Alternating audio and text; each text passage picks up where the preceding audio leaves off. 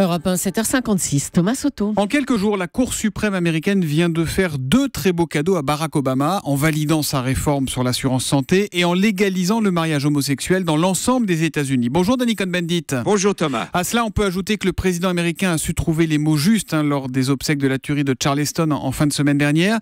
Lui qui a beaucoup déçu, serait-il en train de se reprendre ? Tout à fait Thomas. D'ailleurs, Charleston a été un grand moment, surtout son discours déjà a trouvé, vous l'avez dit, a trouvé les mots, les phrases, l'émotion, et puis après sa chanson, quand il a commencé à chanter seul et que toute l'église a reprise. Écoutez, moi je suis pas religieux, je suis athée, mais même moi j'en avais les larmes aux yeux. C'était très émouvant. Et là, il a renoué le contact avec le peuple noir. Il est redevenu le président des Américains et pour les Noirs, le président des Noirs. Il a vraiment repris la main. Voilà, c'est le président Obama qu'on entend chanter juste derrière vous là. Alors, il restera Barack Obama dans l'histoire comme le premier président noir des États-Unis, ça c'est acquis.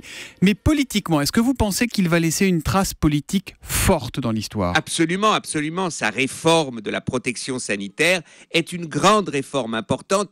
Bill Clinton s'était cassé les dents, il n'avait pas réussi justement à imposer une telle réforme. Donc Obama a déjà marqué les réformes américaines. Et de plus, il avait relancé l'économie américaine qui, malgré, en restant toujours très injuste, est une économie qui marche. Et donc on peut dire qu'aujourd'hui, Obama est devenu un grand président américain. Il y a quand même un sérieux bémol, il suffit de regarder l'actualité du moment pour s'en apercevoir, Danny. Son inaction, son impuissance pour lutter contre les djihadistes de l'État islamique, on a l'impression qu'il laisse faire, qu'il a lâché l'affaire. Non, il faut être fair-play.